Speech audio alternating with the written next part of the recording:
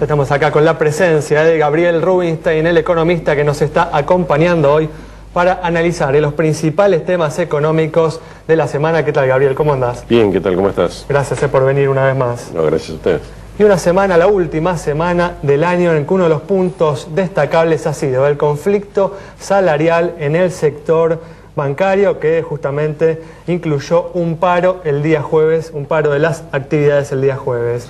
Bueno, Gabriel, a partir de esto estamos terminando el 2012 como puede ser justamente una característica habitual del 2013 con una alta conflictividad laboral. Sí, que está ligado a la alta inflación que mencionaban ustedes y que obliga un poco o induce a los gremios a tratar de defenderse y a reaccionar hasta preventivamente. Más o menos tienen la idea que nada va a cambiar y que por lo tanto si arreglan por menos, no sé, de 25% pueden tener problemas. Entonces, por más que el gobierno quisiera arreglar por abajo del 20 o algo así, no está dando ninguna señal efectiva de que realmente va a haber una inflación más baja. Y bueno, eso lleva a situaciones de conflicto permanente. Por eso, ¿ves una intención del gobierno de contener justamente los incrementos salariales, de moderarlos? Digamos, primero hay que tener en cuenta que la alta inflación es una característica de la política económica. No es que hay alta inflación y el gobierno le gustaría que fuera el 5% y es el 25%. No, el gobierno se acostumbró y optimizó la inflación, ya depende de la inflación, porque la inflación es el mecanismo que hace que el Banco Central pueda emitir para darle al gobierno recursos y no tiene otra fuente de financiamiento que no sea vía Banco Central.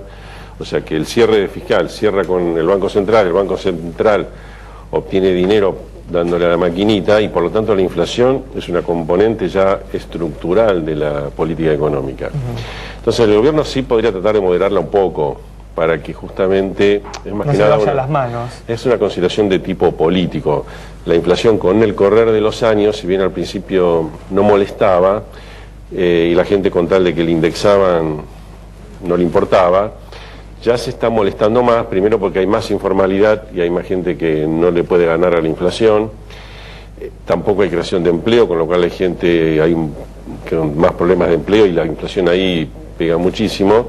Y también está el tema, y como no ha habido aumentos por encima de la inflación últimamente, ya en la preocupación política en la gente de la inflación y la acumulación de este tema en el tiempo hace que ya para el gobierno tenga que tener cuidado, porque si se va un poco la mano con la inflación, tiene el riesgo de perder votos más que en el pasado. Pero ¿le resulta tan evidente este costo político de la inflación? Porque este mismo gobierno ganó con el 54% de los votos un año en el que la inflación era muy parecida a la ¿no? El 23%. Claro, en nuestros temas pasa como muchos otros temas que pareciera que no importan, y con el tiempo de pronto en algún momento importa. Y uno dice, ¿por qué importa ahora y no importaba hace 3, 4, 5 años, o hace un año y medio, o hace un año? ¿No? Hace un año.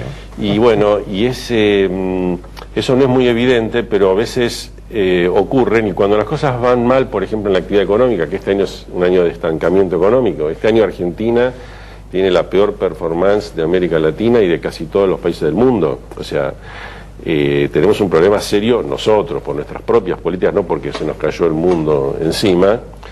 Y entonces, por decirte algo, en Argentina entre el crecimiento del 2011 y 2012 cayó 6 puntos, de 6 a 0, claro. Mientras en Brasil cayó 1,5 puntos, 2, entonces, y otros países directamente no cayó nada. O sea que Argentina está con un problema de actividad. Entonces, en una economía estancada, sin creación de empleo o con leve creación de más desempleados, los problemas en general saltan a relucir más, y uno de los problemas es, esta economía, entre otras cosas, funciona mal porque hay alta inflación, y la alta inflación también llevó a la apreciación cambiaria, y la apreciación cambiaria llevó al cepo cambiario, y eso llevó a la actividad inmobiliaria que fue mal. Por lo que vos escribís, digamos, hay una especie de círculo vicioso en el cual está entrampado el gobierno, digamos, necesita fondos, tiene que emitir más, esa emisión en algún punto retroalimenta la inflación y los problemas que recién mencionabas con la apreciación cambiaria y demás.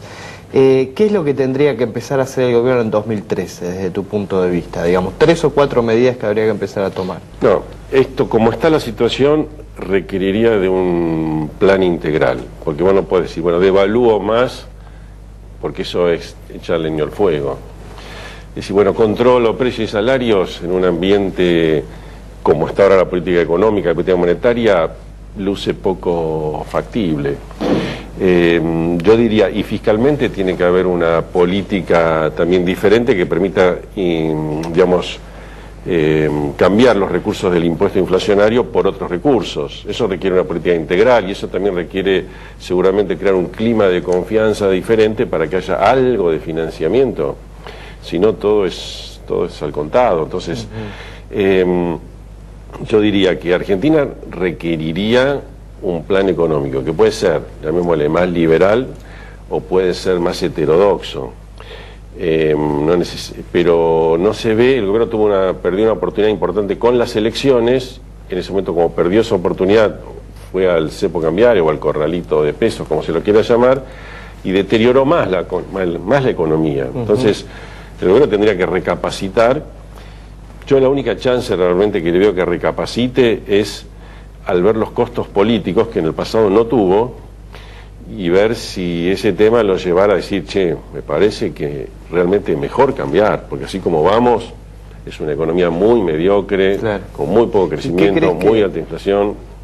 ¿Qué crees que puede pasar con la inversión en este contexto, que fue una de las variables que más sufrió en 2012? La inversión cayó 10%, fue muy fuerte, y a diferencia del 2010, que después del 2009 se recuperó, estamos vislumbrando que caiga, por ejemplo, 5% más en 2013, y más la inversión privada. Y justamente todas las medidas que fue tomando el gobierno desalentó muchísimo la inversión privada. Claro. Ahora, si no hay un plan integral que lleve a la unificación cambiaria, termine con este tema del corralito y demás, bueno, no va a haber inversión, o va a ser, llamémosle, la mínima necesaria, porque las empresas necesitan invertir, pero es una inversión, digámosle así, muy, muy baja, muy modesta, y Argentina desaprovecha enormemente su potencial. Gabriel, nos quedan unos segundos. Justamente mencionaste el tema del cepo cambiario. El dólar informal terminó en suba, una fuerte suba en estos últimos días del año, ampliando, ¿no?, la brecha con el dólar oficial. ¿Qué crees que va a suceder con el dólar informal a lo largo de este 2013 y también con la brecha que existe, ¿no?, con el oficial? Sí, digamos, el dólar informal tiene sus variables que pueden tener ver con el riesgo país, con el atraso cambiario, con las tasas de interés, pero también depende de lo que haga el gobierno. O sea, el gobierno lo que sí logró con todo el tema del cepo cambiario es tener un nivel de reserva suficiente para poder intervenir en los mercados y evitar una crisis importante. Y a veces ha dado señal de intervenir, tanto en el mercado contado con liquidación como en el mercado marginal también intervino. Claro. Entonces, el mercado está atento a las señales del Banco Central porque sabe que si el Banco Central vende, no sé, 200, 300, 500 millones de dólares, frena el mercado. Yo creo que hay una tendencia a tener una brecha de 35% aproximadamente. Muy bien. Pero bueno, se verá. Gabriel, muchas gracias. Gracias a ustedes. Bueno, vamos entonces con el análisis de Gabriel Rubinstein sobre los desafíos económicos que enfrenta el gobierno en este 2013 que está a punto de comenzar. Nos reencontramos el próximo martes, ya será el año que viene, así que comience muy bien este 2013 y nos reencontramos entonces.